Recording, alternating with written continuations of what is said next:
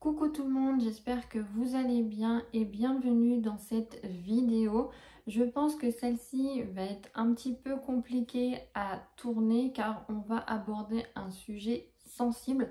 Sachez que c'est pas une vidéo pour vous déprimer, mais pour vous donner des conseils pour une prévention. Je trouve que c'est un sujet qu'on ne parle pas assez, que ça soit en formation ou avant d'intégrer une formation.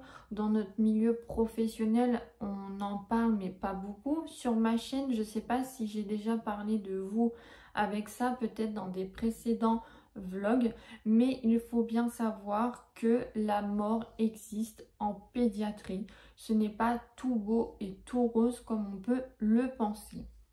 Je suis auxiliaire de puériculture depuis 2018, donc j'ai travaillé dans différents établissements.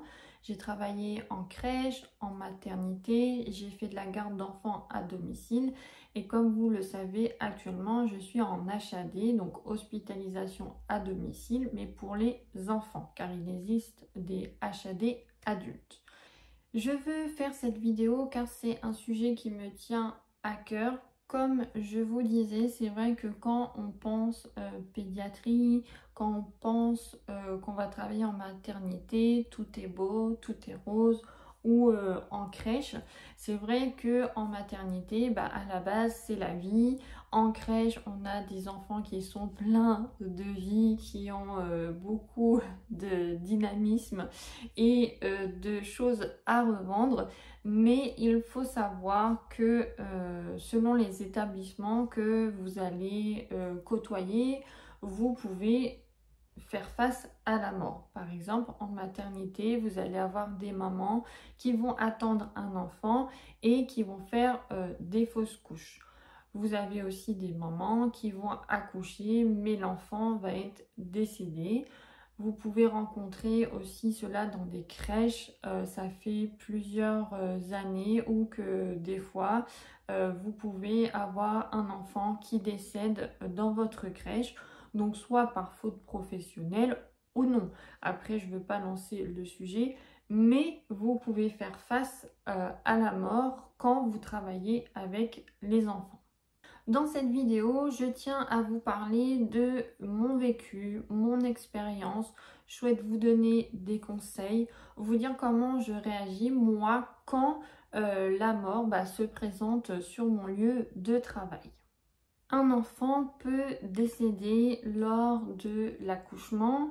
Il peut décéder quand il a 1 an, 3 ans, 5 ans, 13 ans. Il n'y a pas d'âge pour mourir vu que nous ne sommes pas immortels, ça vous le savez. Selon, on va dire, l'âge que la personne décède, mais aussi le contexte familial, vous n'allez pas réagir de la même façon.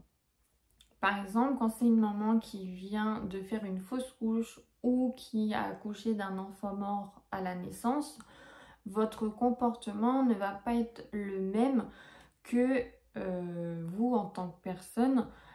Vous avez par exemple suivi un enfant de 3 ans qui a vécu une longue maladie, que vous avez été par exemple 1 an avec lui, vous n'allez pas être dans la même peut-être souffrance et peut-être aussi pas dans la même approche avec la famille.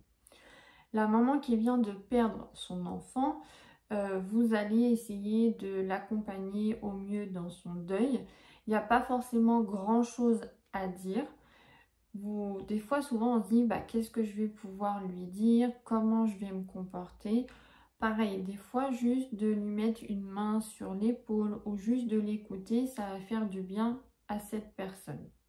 Pour ma part, j'ai déjà vécu donc en maternité des mamans qui ont fait des fausses couches ou qui ont accouché d'un enfant mort-né.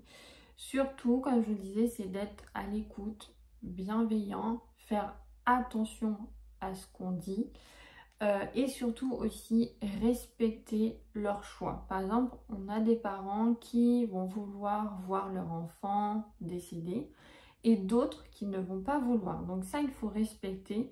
Si vous vous mettez à leur place et que vous vous dites bah oui mais moi à sa place j'aurais préféré voir l'enfant, et que vous essayez d'inciter ses parents à voir leur enfant, non, c'est leur choix. S'ils n'ont pas envie de voir l'enfant, ou s'ils ont envie de le voir et que vous à la base vous dites bah non voilà je préfère pas voir mon enfant décédé, c'est leur choix. Vous n'êtes pas là pour essayer de leur faire changer d'avis. Vous pouvez en discuter avec eux. Si après eux ils vous disent bah voilà, est-ce que c'est mieux que j'aille le voir, que j'aille prendre des photos, qu'est-ce que vous en pensez, là vous pouvez donner bien sûr votre avis. Mais sinon, n'incitez pas à faire des choses qu'au final les parents ne voulaient pas faire. Ça c'est très important. Il y a aussi la religion qu'il faut respecter. Il faut savoir que certains parents vont perdre un enfant et qui vont dire bah voilà c'est la volonté de Dieu, il l'a ramené vers lui, c'est comme ça. Et bah respectez ça aussi, même si pour vous c'est pas votre religion et votre façon de penser, c'est important de respecter cela pour justement que ça soit pas mal interprété et pas bien vécu par les parents qui viennent de perdre leur enfant. C'est pas toujours évident en tant que soignant d'accompagner des parents qui vont perdre leur enfant. Déjà, quand un diagnostic est posé, les parents peuvent être dans le déni. Se dire mais non, mon enfant va vivre, il est fort, il est courageux. Il faut savoir que des fois les diagnostics médicaux posés peuvent être modifiés, ils peuvent se tromper. Pour ma part, on a déjà dit à des parents que leur enfant allait mourir dans une semaine, dans un mois, puis au final l'enfant vit 1 an, 2 ans. Alors il vit, mais il peut être très handicapé, mais cet enfant est là, il faut le nourrir, il faut le changer, il faut lui faire des soins. En tant que soignant, c'est pas toujours évident parce que vous savez que cet enfant va mourir, mais vous ne savez pas quand. Et des fois, ça peut être très lourd de se dire, bon, je vais rendre visite à cet enfant, là, il est présent, mais dans 1 semaine, dans 2 semaines, il va peut-être pas être là. Et des fois, vous avez les parents qui vous disent, oh bah tiens, pour cet été, on souhaite partir en vacances avec notre enfant. Alors nous, on a toujours dans notre coin de notre tête de se dire ouais mais peut-être que l'enfant va décéder entre-temps. Donc c'est pas toujours facile parce que vous ne devez pas créer un espoir envers les parents. Mais d'un autre côté, peut-être que l'enfant, bah, il sera là dans 6 mois. Donc il faut anticiper ces choses-là, pardon, si effectivement ils partent en vacances et qu'il y a des choses à organiser autour. Donc le diagnostic médical, des fois c'est un petit peu compliqué parce qu'on vous annonce des choses qui au final n'arrivent pas. Cette réponse-là, ce diagnostic, en se disant mais non, là vous voyez, il disait qu'il devait mourir dans 1 semaine, puis au final il y a 2 mois et là il est toujours vivant. Donc bah vous face à ça, vous pouvez pas dire grand-chose, mais en fait la vie est tellement bizarre. C'est en gros, c'est l'enfant qui décide de partir quand il veut. C'est vrai qu'on pose un diagnostic, mais c'est peut-être pour donner une idée aux parents de se dire, voilà, votre enfant est là, mais dans quelques mois, il ne sera plus là. Donc c'est toujours compliqué de se positionner, surtout que des fois les parents nous intègrent en disant oui, on nous a dit que il mourrait dans 3 jours, puis au final il est toujours vivant. Donc nous à ça on peut pas trop répondre grand chose. Des fois c'est un petit peu compliqué. Moi souvent comme je dis aux parents, je ne suis pas médecin.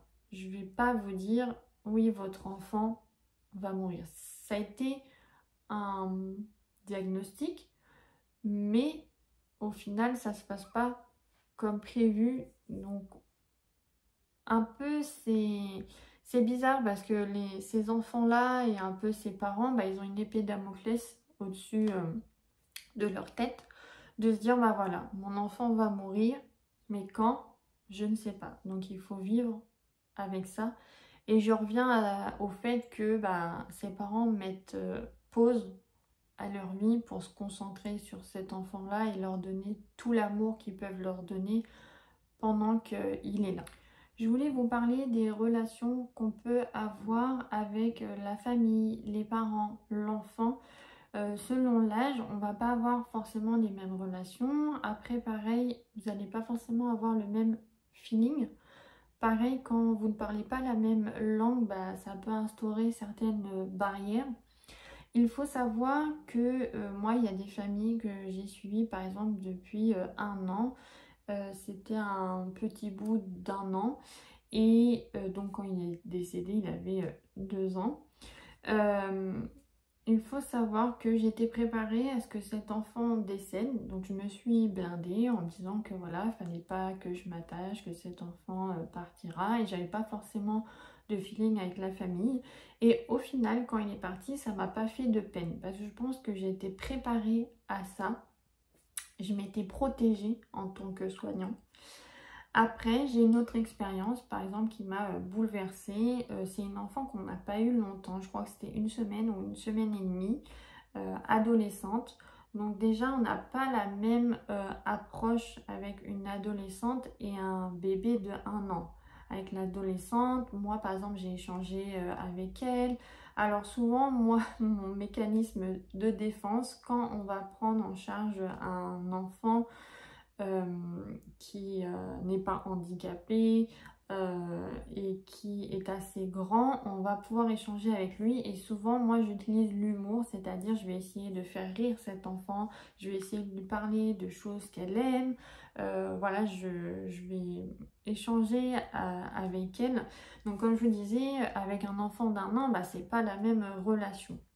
Et pour ma part, donc quand nous avons perdu cette adolescente, ça m'a bouleversée parce que la dernière fois, moi, que je l'avais vue, que j'étais rentrée dans sa chambre, je lui avais dit, bah, je te vois la semaine prochaine parce que bah, je partais en repos.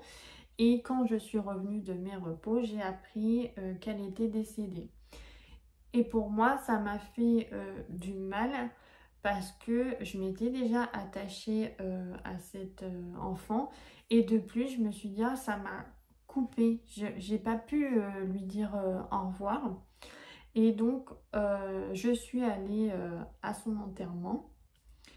Et d'aller à son enterrement, pour moi, j'ai pu finir mon travail et lui dire au revoir. Et du coup, après cela, j'étais plus triste parce qu'au final, j'avais fait mon chemin, en gros, on va dire, de deuil jusqu'au bout. Euh, pour cette jeune fille qui avait une maladie. Comme je disais, on essayait de... Enfin, moi, j'essayais de la faire rire, qu'elle apprécie ses derniers moments de vie, qu'elle ne souffre pas. Et en tant que soignant, j'ai été très contente de pouvoir accompagner cet enfant et sa famille euh, lors de ces derniers jours de vie parce qu'on voulait franchement qu'elle parte sereinement. Donc voilà, c'était mission accomplie. C'est vrai que en tant que soignant, ce qu'on veut, c'est justement que les familles souffrent le moins, que l'enfant souffre le moins possible aussi. Et comme je vous le disais, quand une perte d'enfant arrive, chaque personne, chaque soignant le vit différemment. Comme je disais, moi, bah, j'ai vu beaucoup cette adolescente, mais peut-être que mes collègues n'ont pas trop vu et au final n'ont pas été atteints par ce décès.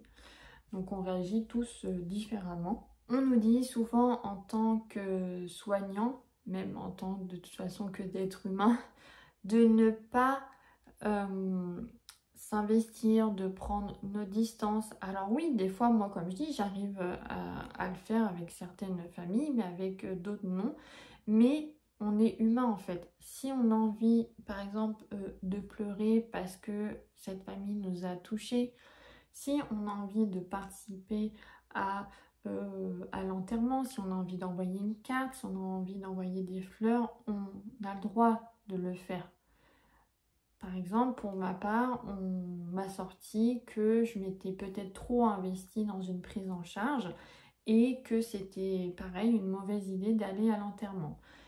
Mais au final, pour ma part, je trouve que non, ça a fait que j'ai pu faire mon deuil, que j'ai pu dire au revoir à cet enfant et il n'y avait rien de mal à cela, à vouloir participer à ces obsèques. Après, c'est surtout, c'est qu'il ne faut pas que ça nous ronge au travail pendant des semaines, qu'on se mette en arrêt pour ça. Ça, je le conçois. Et moi, ça ne m'est jamais arrivé. Je ne me suis jamais mis en arrêt parce qu'on avait perdu un enfant. Mais attention, comme j'ai dit, on est différent. On a peut-être d'autres personnes qui réagissent autrement, qui n'arrivent pas à aussi bien se protéger, ou alors qui justement n'ont pas été au bout de leur travail et que du coup il y a une phase qui a été loupée et du coup ça se passe mal. Pour ma part, je voulais dire que j'avais eu de la chance car avec les dernières années où j'étais en HAD, on a été accompagné psychologiquement et aussi on a vraiment une équipe qui est soudée. Voilà, quand il y a un décès ou quand on a une prise en charge qui est difficile, on en parle entre collègues. Quand on a perdu un enfant, on a une psychologue pour lui parler de ce qu'on ressent, de comment on a vécu ce décès. Donc on n'est pas tout seul, donc ça c'est ce que j'apprécie vraiment. Et pareil aussi en tant que collègue, si par exemple c'est un enfant qu'on voit tous les jours, et on est normalement 2 ou 3 AP à aller en visite. Si aujourd'hui on ne se sent pas d'y aller, on peut se dire bon, bah voilà, aujourd'hui je me sens pas trop en forme, est-ce que tu veux pas y aller à ma place aujourd'hui et j'irai demain. Ça on le fait en tant que collègue. Je sais que dans toutes les structures c'est pas forcément fait et c'est dommage, mais au moins ça permet de prendre la relève, de souffler. Et voilà, en fait, si nous, à cet instant, on a besoin et que notre collègue est ouverte à vouloir y aller et que après c'est un autre jour, une collègue qui a du mal avec une certaine famille et que nous, au final, ça ne nous dérange pas et qu'on se propose, et ben voilà, c'est un petit service qu'on se rend mutuellement pour prendre soin de l'équipe, pour prendre soin des familles. Donc c'est vraiment important d'être attentionné l'un envers l'autre. Je termine cette vidéo en espérant que celle-ci vous a plu, même si le sujet était sensible. N'hésitez pas à me retrouver en commentaire si vous avez des questions et si vous avez envie qu'on échange sur le sujet. Merci de votre soutien. Je vous fais de gros bisous et à bientôt.